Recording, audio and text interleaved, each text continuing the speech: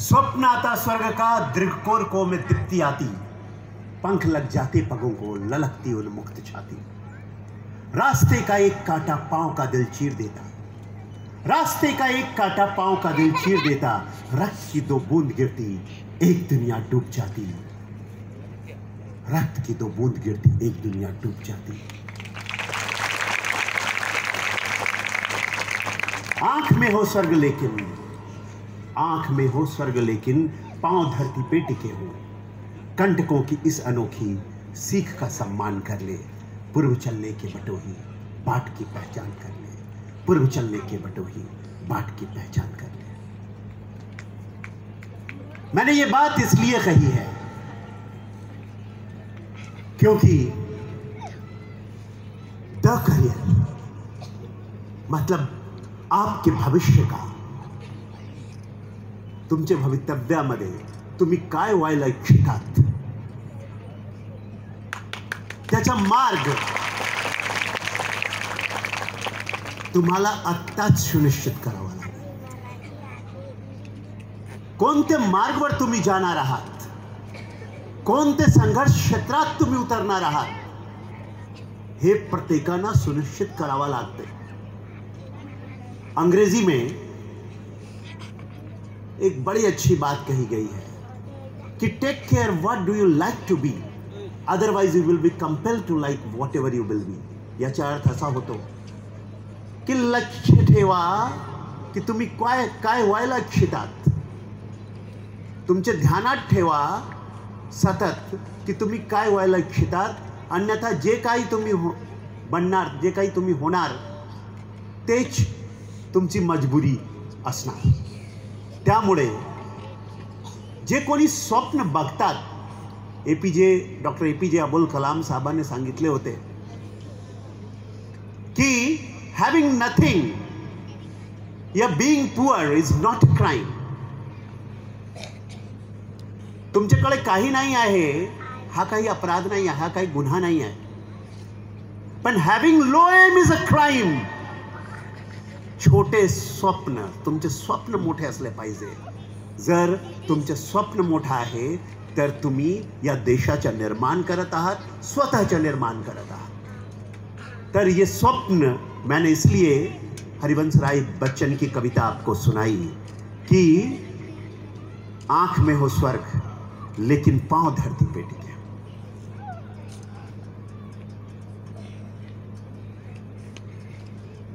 नहीं तो रास्ते का एक कांटा, एक गलती आपके पांव का दिल चीर देता, आपके कदमों को रोक देता है।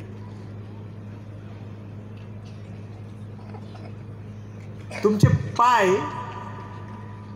जर योग्य दिशाने तुमची वाटचाल कडे घेऊन गेले नाही तर खून की दो बूंद गिरती एक दुनिया डूब जाती। म्हणजे जे तुमचे स्वप्न होता ते भंग होतो। ते स्वप्न भंग व्हायला नको यासाठी सतत जिद्द आणि चिकाटीने जे काही तुम्ही स्वप्न बघितलेले आहात त्या मार्गावर चलायमान राहावा लागतो, सतत तुम्हाला पाऊल टाकावा लागतो।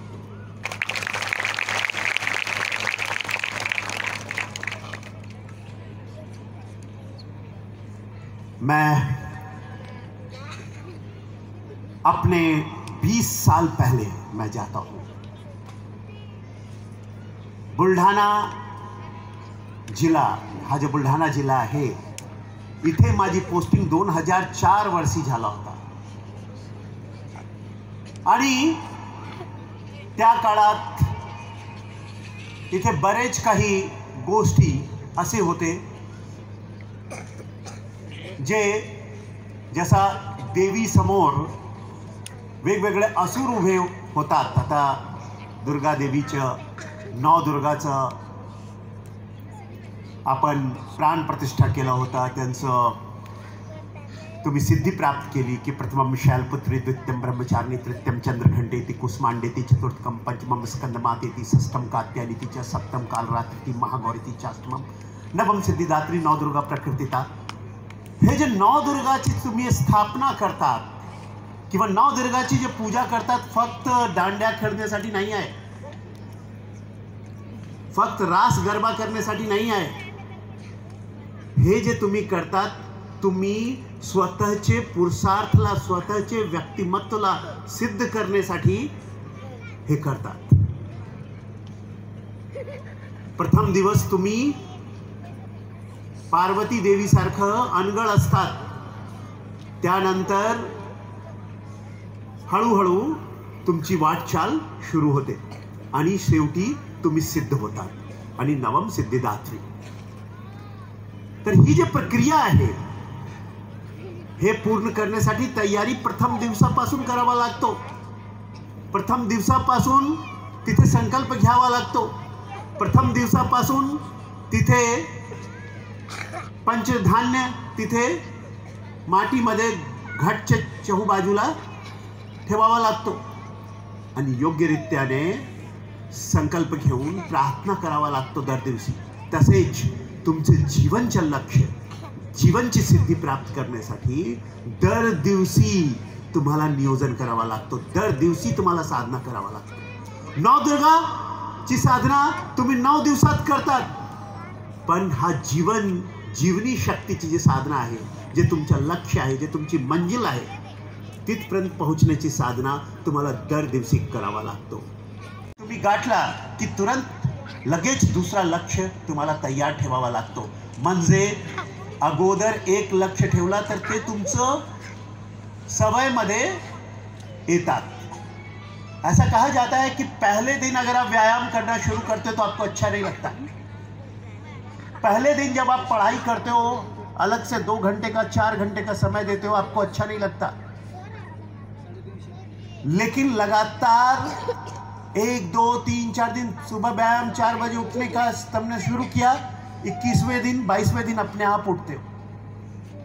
ये जो तरीका है, सवय चांगली जी सवय असतो, त्याच्या बीजारोपण आतापासून करावा लागेल तुम्हाला. मैं आपको मार्गदर्शन ये नहीं करने वाला हूं कि आपको क्या बनना है.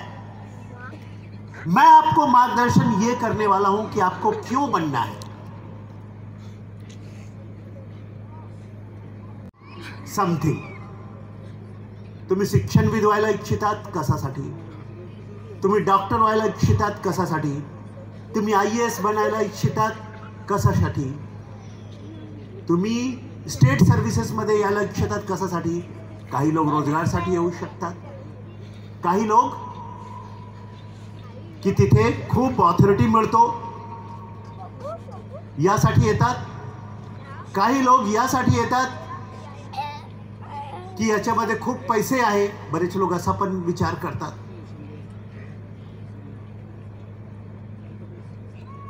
काही लोक हे विचार करतात की समाज सेवासाठी इथे यायचं, पण तसा नाही आहे.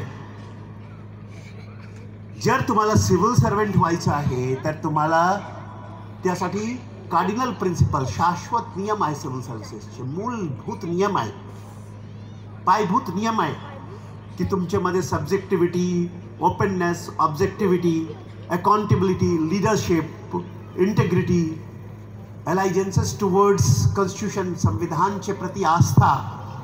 इंटेग्रिटी म्हणजे निष्ठा, अकाउंटेबिलिटी म्हणजे जबाबदेही, ऑनेस्टी म्हणजे इमानदारी, ऑब्जेक्टिव्हिटी म्हणजे विषय वस्तुनिष्ठ.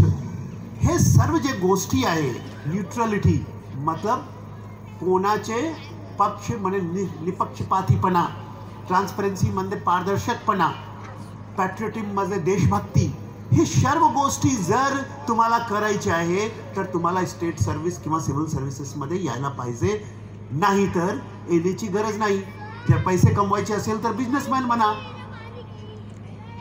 जर शिक्षण व्यवस्था सुधारायची असेल तर शिक्षणविद बना. तुम्ही जास्त लोकांना नोकरी देऊ शकता तिथे. आता DY पाटील साहेब आहे किंवा इथे आपले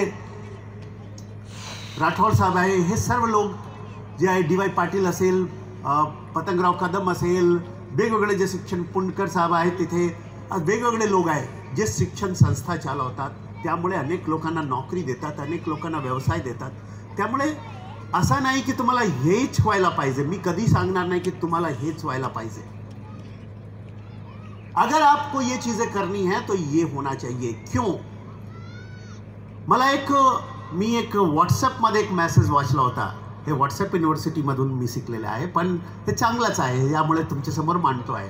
मी गुगलला गुगल बाबा सांगतो, कारण त्यामध्ये खूप चांगले पण तेवढेच फालतू इन्फॉर्मेशन पण मिळतात. त्यामुळे तुमच्या सेन्स ऑफ प्रपोर्शन, तुम्हाला काय पाहिजे हे तुम्हाला माहिती पाहिजे की तुम्हाला नेमके काय पाहिजे. तो आपको क्या चाहिए ये चुनने की क्षमता आप में होनी चाहिए.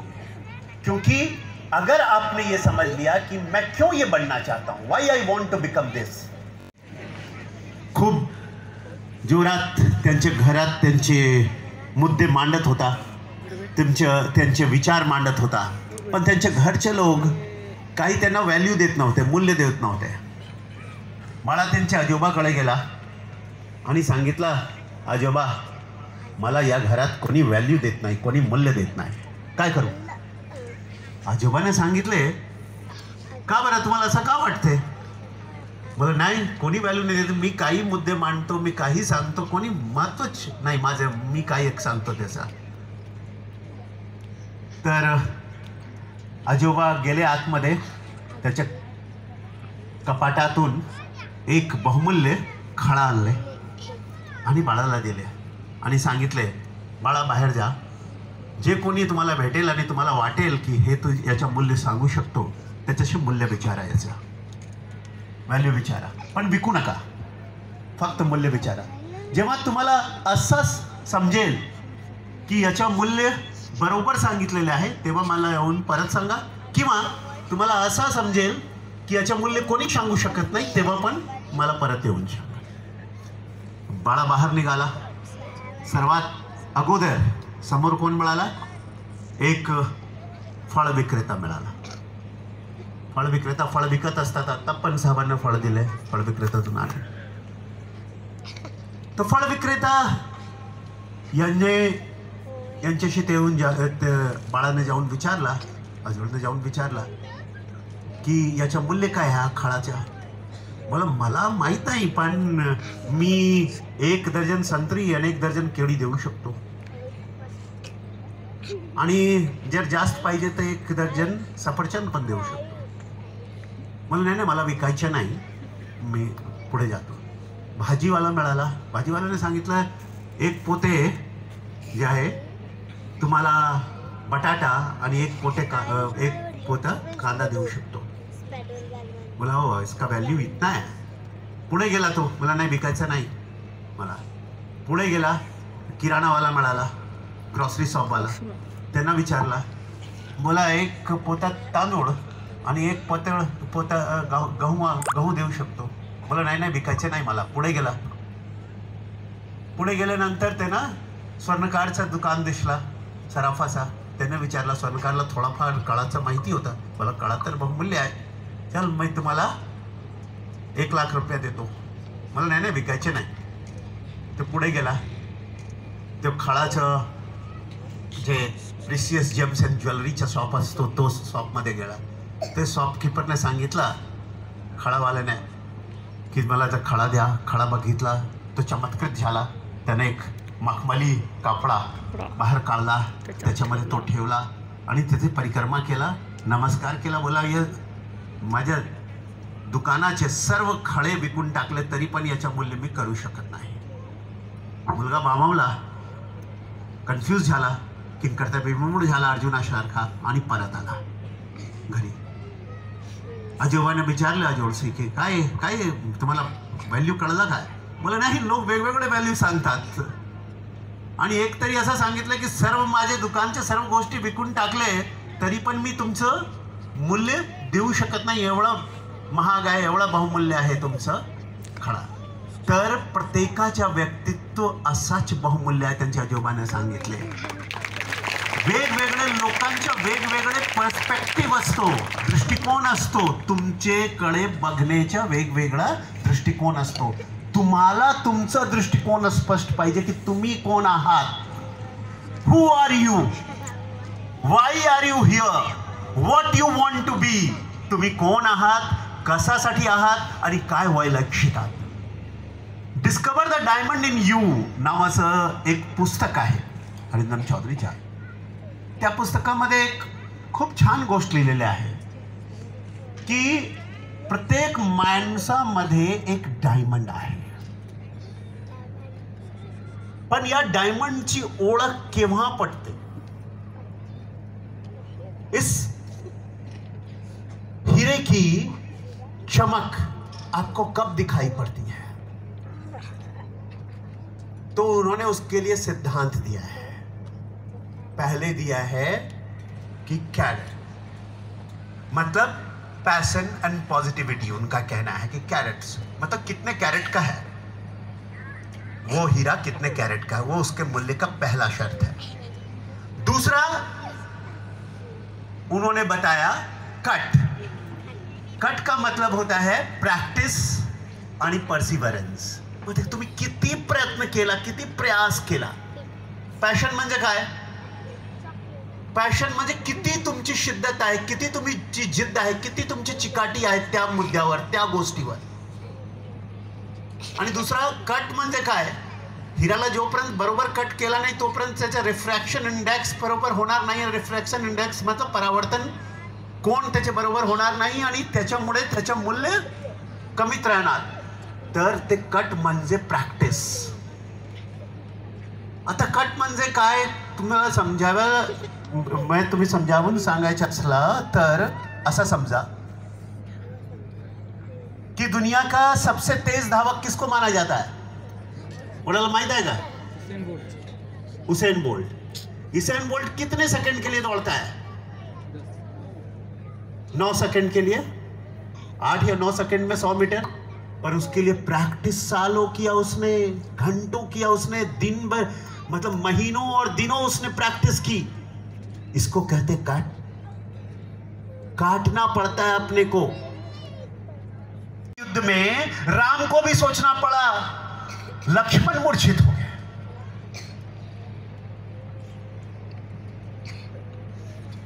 उनको किसी तरह से संजीवनी लाकर बचाया.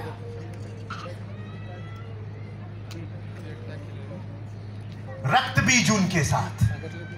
पंचभूत शक्तियों में क्षितिजल पावक गगन समीर की जो शक्तियां हैं, सीता की माता खुद धरती हैं लेकिन वो राक्षसों के पैरे तले डरी हुई है.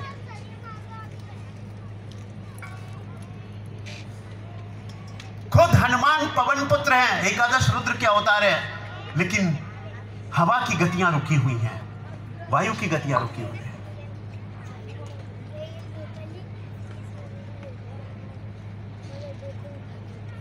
जल की शक्ति सिंधु जो है वो रास्ता नहीं छोड़ने को तैयार है.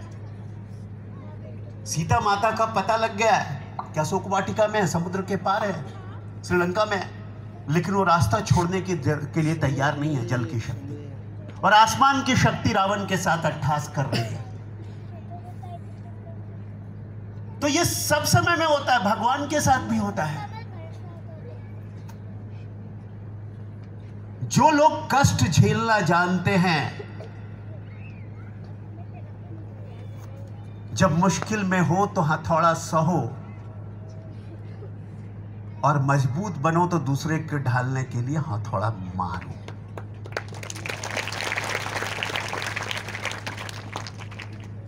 तो मैंने कहा ये कट, ये परसिवरेंस और ये परफॉर्मेंस. परफॉर्मेंस क्यों कहते हैं? कि आपने कितना पढ़ा यह महत्वपूर्ण नहीं होता है, आपने क्या पढ़ा है और कितना लिखा एग्जाम में, यह महत्वपूर्ण है. नहीं तो बहुत सारे लोगों को देखोगे कि बहुत पढ़ते हैं.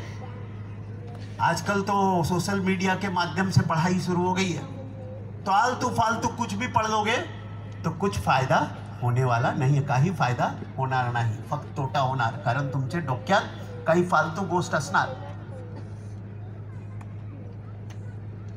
त्यामुळे परफॉर्मन्स म्हणजे प्रत्येक तुम्ही एकमेकाच्या डोक्यावर जरा हात ठेवा, आजूबाजूला हात ठेवा. काय वेगळं वाटतो काय एकमेकाच्या डोक्यात? तुम्ही स्वतःच्या डोक्यावर हात फिरवून बघा. काय वेगळं वाटतो काय? सारखंच वाटतो. वेगळे असेल हा, पण हेड सारखंच वाटतो. अरे भाई जो एग्जाम की प्रैक्टिस करते हैं कि 2 घंटे में 3 घंटे में जितने समय का एग्जाम है उतने समय में क्वेश्चन बना के या क्वेश्चन लेकर के प्रैक्टिस करते हैं, वो ज़्यादा अच्छा परफॉर्म करेंगे, क्योंकि उनको वो वातावरण पता है कि कैसे करना है। जिसका टेस्ट इन लोगों ने करवाया और अभी जिसके लिए उनको पुरस्कार दिया, ये बहुत ज़रूरी है।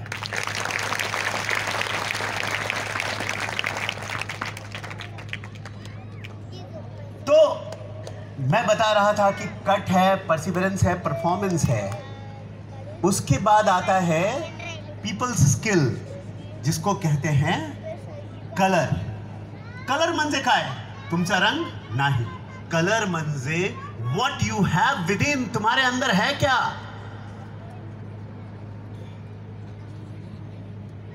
तुम्हारे अंदर क्या है ये जरूरी है। तुमने अगर अपने अंदर अच्छे गुण भरे हैं, ईश्वरचंद्र विद्यासागर संस्कृतचे मोठे विद्वान होते, इंग्रजीचे पण मोठे विद्वान होते, ते खूप लोक त्यांना म्हणजे जर कोणी बघितले असते त्यांना तर त्यांना कुरूप म्हणून सांगितलं असतं बघून।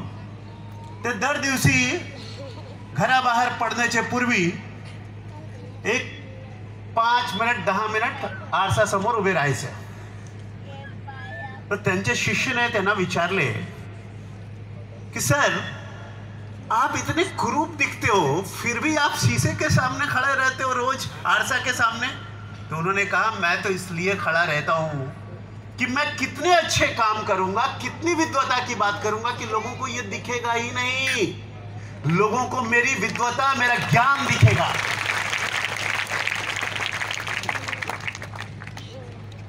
तो what is colour is not the colour, colour is what is with in. फुगा यामुळे आकाशात उंच भरारी घेत नाही की त्याचा कलर कसा आहे, यामुळे उंच भरारी घेतात कि त्यामध्ये काय भरलेला है, उसमें कौन सा गैस भरा हुआ है। क्यों उड़ते हैं फुग्गा, क्यों उड़ता है? अथर्व के लिए तालियां। तो तुम्हारा पीपल स्किल का मतलब है तुम्हारे अंदर क्या भरा हुआ है, लोगों से तुम कैसा व्यवहार करते हो। आज हमारा जो टेस्ट होता है, आज आमचे जे टेस्ट होतात नोकरीसाठी, ते चुकीचे आहे ते पद्धत। फक्त इंटेलिजन्स टेस्ट करतात, त्याच्या इमोशनल क्वोशंट, त्याच्या ॲडव्हर्सिटी क्वोशंट म्हणजे विरुद्ध परिस्थितीमध्ये, विपरीत परिस्थितीमध्ये कसा आपण परफॉर्म करू शकतो, कसा प्रदर्शन करू शकतो, कसा आपलं इमोशनल क्वोशंट म्हणजे कसा भावनात्मक आहो मी लोकांसोबत, हे अत्यंत महत्त्वाचे आहे। तेव्हाच मतलब खरा यशस्वी माणूस तो नाही जो एकटच खूप मोठे मोठे शिखर गाठतो, जर बाकींना तो प्रेरणा देतो तसा प्रकारचे शिखर गाठण्याचा, तर तो खरा यशस्वी माणूस आहे। तर खरा यश तेव्हाच मिळतं।